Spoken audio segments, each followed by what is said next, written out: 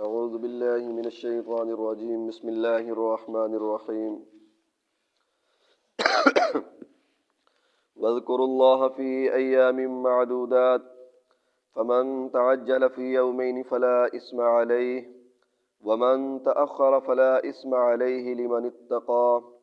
واتقوا اللہ واعلموا انکم الیہ تحشرون صدق اللہ العظیم۔ واذکروا اللہ،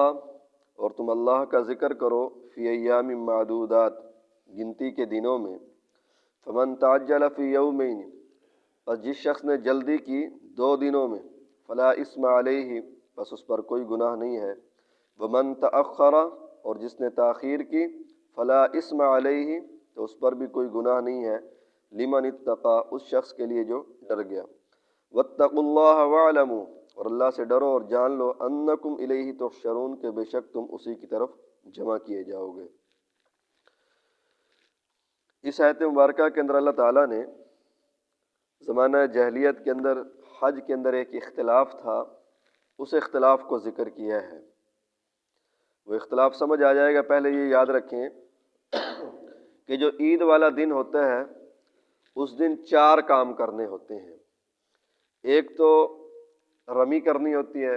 جمرات کی، جمرہ کی جمع ہے، اور جمرہ کہتے ہیں وہ جو شیطان، جس کو ہماری اپنی زبان کے اندر کہا جاتا ہے، شیطان کو کنکریاں مارنا، اور یہ زوال سے پہلے مارنی ہوتی ہیں عید والے دن۔ دوسرا کام عید والے دن اپنا تلبیہ ختم کر دینا اور سر منڈانا ہے، سر کے اوپر اس طرح پھیرنا ہے، اس طرح قربانی کرنی ہے۔ اور چوتھا کام یہ ہے طواف زیارت کرنا، یہ حج کا رکن ہے، فرض ہے حج کے اندر طواف زیارت۔ اور پھر یہ ہے کہ آگے 11ویں کو، یعنی 11 ذی الحجہ کو جمرات، تینوں جمرات کی، یہ جو کنکریاں مارنی ہے، یہ وہاں جو ایک دیوار سی بنی ہوئی ہے اس کو مارنی ہے، لگ جائیں تب تو بہتر ہے، اگر نہ لگیں، وہ جو دائرہ لگا ہوا ہے اس کے اندر اگر جا کر کنکری پڑ جائے، گر جائے، تو تب بھی جو ہے یہ صحیح ہے اس کا۔ اور اس کے اندر اللہ تعالیٰ نے یہ بھی سہولت دی ہے کہ اگر کوئی بیمار ہے، معذور ہے، بوڑھا ہے، تو وہ اپنا نیب بھی بنا سکتا ہے کہ میری جگہ پر آپ جو ہے وہ کنکریاں مار رہے ہیں۔ تو پھر 11ویں تاریخ کو یہ ہے کہ زوال کے بعد تینوں جمرات کو جو ہے وہ کنکریاں مارنی ہے، ساتھ ساتھ بسم اللہ اللہ اکبر کہہ کر جو ہے وہ کنکری مارنی ہے۔ اور پھر 12ویں تاریخ کو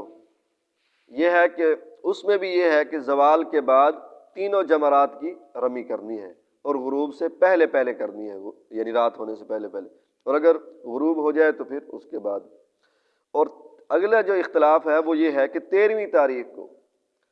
بعض کہتے تھے کہ بھئی 12ویں کو ختم کر دو، بس جمرات کر لیا، 13ویں کو اگر کریں گے تو گنہگار ہوں گے، جس کو فرمایا کہ ومن تاخر فلا اسم، کہتے ہیں کہ جو تاخیر کی تو گنہگار ہوں گے۔ تو اللہ تعالیٰ نے کہا کہ اگر تاخیر کی، 13ویں کو بھی کی، تو کوئی گناہ نہیں ہے۔ اور بعض کہتے نہیں، فمن تعجل، 12ویں کو اگر چلے گئے، 13ویں کو نہ کی، تب گنہگار ہوں گے، ٹھیک ہے نا جی۔ تو دونوں کو اللہ تعالیٰ نے کہا کہ نہیں، اگر کوئی آدمی 12ویں تاریخ کو جو ہے یہ تینوں جمرات کی رمی کرنے کے بعد چلا جائے، 13ویں کو نہ کرے، 13ویں کو کرنا مستحب ہے، اگر نہیں کی تو اس کے اوپر بھی کوئی گناہ نہیں ہے، اگر کر لی تو تب بھی ٹھیک ہے، مستحب عمل جو ہے وہ مستحب پر عمل ہو چکا ہے۔ اسی کو یہ پہلے تو کہا کہ وَاذْكُرُوا اللَّهَ، اللہ تعالیٰ کا ذکر کرو، فی ایام معدودات، گنتی کے دنوں میں، یہ ایام تشریق، اس کے اندر جو ہے وہ کنکریاں جب مارتے ہیں تب بھی اللہ کا ذکر کیا جاتا ہے، اور نمازوں کے بعد تکبیرات تشریق، اللہ اکبر لا الہ الا اللہ اللہ اکبر وللہ الحمد، کثرت کے ساتھ پڑھا جاتا ہے، اور وہ گنتی کے دن ہوتے ہیں، 13ویں کی جو ہے وہ عصر تک۔ اور فرمایا فمن تعجل فی یومین، جس نے ان 2 دنوں کے اندر جلدی کی، یعنی 12ویں کو جمرات کی رمی کی ہے، 13ویں کو نہیں کی، فلا اسم علیہ، کوئی اختلاف کی بات نہیں ہے، اس پر کوئی گناہ نہیں ہے۔ ومن تاخر، اور جس نے تاخیر کی ہے، یعنی 12ویں کو بھی کی ہے، 13ویں کو بھی وہاں رہا ہے، اور اس میں یاد رکھیں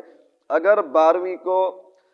جو ہے وہ مغرب، غروب آفتاب جو ہے وہ مینا کے اندر ہو گیا وہیں پر، تو پھر 13ویں کی کرنا ضروری ہو جائے گی، اگر چھوڑ کر آئے گا تو گنہگار ہوگا۔ فرمایا کہ اگلی بات یہ ہے کہ حج کے احکام میں سے یہ آخری آیت تھی، اس کے اندر اللہ تعالیٰ نے فرمایا کہ واتقوا اللہ، اللہ سے ڈرو۔ ٹھیک ہے نا جی، بار بار کہتے رہیں کہ اے اللہ ہم حاضر ہیں حاضر ہیں، اب تم جو ہے وہ حج کر لیا ہے، حج مکمل ہو چکا ہے، اب یہ نہیں ہے کہ حج کو یہیں پر پھینک کر چلے جانا ہے، وہاں جا کر پھر اسی طرح گناہوں والی زندگی گزارنی ہے، نافرمانی والی زندگی گزارنی ہے، نہیں، بلکہ حج کر لیا ہے۔ اور حدیث پاک میں آتا ہے کہ جب آدمی حج کر لیتا ہے تو اس کے بعد ایسے گناہوں سے پاک ہو جاتا ہے جیسے اپنی ماں کے پیٹ سے بھی بچہ نکلا ہو، اس کے اوپر کوئی گناہ نہیں ہوتا، تو حاجی کے اوپر بھی کوئی گناہ نہیں ہوتا۔ اور حج کے قبول ہونے کی علامت یہ ہے کہ جو آدمی حج کرنے کے بعد گناہوں کو چھوڑتا ہے، اللہ کی رضا والے کام کرنے شروع کر دیتا ہے اور آخرت کی فکر کرنی شروع کر دیتا ہے، تو یہ سمجھے کہ اس کا حج قبول ہو چکا ہے۔ اور اگر حج کرنے کے بعد بھی اسی طرح گناہوں کے اندر زندگی گزار رہا ہے، نافرمانی کے اندر وقت گزار رہا ہے، تو اس کے حج کے اندر کوئی کمی کوتاہی رہ گئی ہے، ٹھیک ہے نا جی۔ اور ایک بزرگ فرماتے ہیں کہ حج کرنے کے بعد ایک گناہ کا میرے دل کے اندر داعیہ پیدا ہوا، بھی میں یہ گناہ کر لوں، تو میرے کانوں کے اندر بار بار آواز آتی رہی کہ بھی تو نے حج کیا ہوا ہے، تو نے حج کیا ہوا ہے۔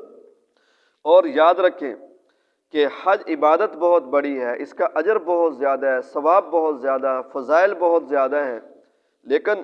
حج کرنے کے بعد حج کو باقی رکھنا بھی بہت مشکل ہوتا ہے، اور باقی اور برقرار رکھنا یہی ہے کہ حج کرنے کے بعد انسان اعمال صالحہ کرنے شروع کر دے۔ حضرت مولانا جامی رحمۃ اللہ علیہ یہ بہت بڑے اللہ والے گزرے ہیں، بزرگ گزرے ہیں، ان کی شاعری بھی بڑی مشہور ہے فارسی کی، اور تصوف کے بڑے یہ تھے بزرگ۔ وہ فرماتے ہیں کہ ان کا ایک مرید تھا، اور مرید کی کرامت کے طور پر کہہ لیں یا اللہ تعالیٰ کی طرف سے عطا تھی کہ اس کے سر کی طرف سے نا ایک نور کی لائٹ نکلا کرتی تھی، اور وہ حج کرنے کے لیے گیا، حج کر کے جب واپس آیا تو وہ نور کی لائٹ ختم ہو گئی، یعنی اندھیرا ہو گیا اس کے لیے۔ تو وہ بڑا حیران، بھی حج کیا ہے، بڑی نیکی کی ہے، نیکی کرنے کے بعد اب تو زیادہ ہونی چاہیے تھی، یہ جو ہے وہ کم ہو گئی۔ تو اپنے شیخ اپنے پیر صاحب کو بتایا، ٹھیک ہے۔ اور پہلے زمانے کے پیر اور ہمارے زمانے کے پیروں کا بنیادی فرق یہی ہے کہ پہلے زمانے کے جو پیر ہوتے تھے وہ انسان کو اللہ کی طرف لگایا کرتے تھے، وہ ان کے پاس بیماریاں اپنی جو ہوتی تھیں وہ یہی لے کر جایا کرتے تھے، میرے اندر یہ خامی آ گئی ہے، اس کا کوئی علاج بتائیں، میرے اندر یہ کمی آ گئی ہے، میرا عبادت کو دل نہیں کر رہا، پہلے تہجد نصیب ہو جاتی تھی اب تہجد نہیں پڑھی جا رہی، کیا وجہ ہو گئی ہے؟ وہ پھر اللہ تعالیٰ نے ان کو یہ سمجھ دی ہوئی ہوتی تھی، ٹھیک ہے نا جی، وہ پھر بتاتے تھے کہ بھئی آپ کے اندر یہ بیماری ہے، یہ کمی ہے، یہ مسئلہ آ گیا ہوگا، تو وہ غور کرتے اور وہ بات ٹھیک ہوتی، اس کا علاج کرتے، پھر اللہ تعالیٰ جو ہے ان کو وہی لذت اور وہی عبادت کا شوق عطا فرما دیتے تھے۔ اور ہمارے ہاں کیا ہو گیا ہے، ہم پیر بھی اسی لیے بناتے ہیں کہ ساڑھے کم سیدھے ہو جائیں گے، اور پیر بھی ہر وقت اسی چکر میں ہوتا ہے کہ بس اس کی دنیا کو جنت بناتے چلے جائیں، ٹھیک ہے نا جی، آخرت کی کوئی بات، آخرت کی کوئی فکر نہ کریں، یہ جو ہے وہ چیز صحیح نہیں ہے۔ بہرحال دنیا کی بھی ہونی چاہیے، آخرت کی بھی ہونی چاہیے۔ تو اپنے پیر صاحب کو کہا کہ حضرت وہ نور کی لائٹ ختم ہو گئی ہے، حج کے بعد کیا کریں؟ فرمایا کہ حج سے پہلے تو عاجزی اختیار کرتا تھا، انکساری تھی تیرے اندر، تو اپنے آپ کو گنہگار سمجھا کرتا تھا، اپنے آپ کو بڑا جو ہے اللہ والا اور بڑا جو ہے متقی اور پرہیزگار نہیں سمجھتا تھا، حج کے بعد تو اپنے آپ کو حاجی سمجھنے لگ گیا ہے، ٹھیک ہے نا جی، اپنے آپ کو تھوڑا سا جو ہے وہ زیادہ نیکی کیا سمجھنے لگ گیا کہ میں بڑا نیک ہو گیا ہوں۔ اس کی نحوست جو اپنے آپ کو تو نے بڑا حاجی سمجھا ہے، اپنے آپ کا دل کے اندر تھوڑا نیکی کا تکبر اور کبر آیا ہے، اس کی وجہ سے تیرے نور کی لائٹ ختم ہو گئی ہے۔ تو اس لیے جتنی بڑی عبادت ہوتی ہے اس کا ادب اور اس کا احترام اور اس کے تقاضے بھی اتنے ہی زیادہ ہوا کرتے ہیں، اور جتنی بڑی عبادت ہوتی ہے شیطان اس کو خراب کرنے کے بھی اتنی ہی زیادہ کوشش کرتا ہے، ٹھیک ہے نا جی۔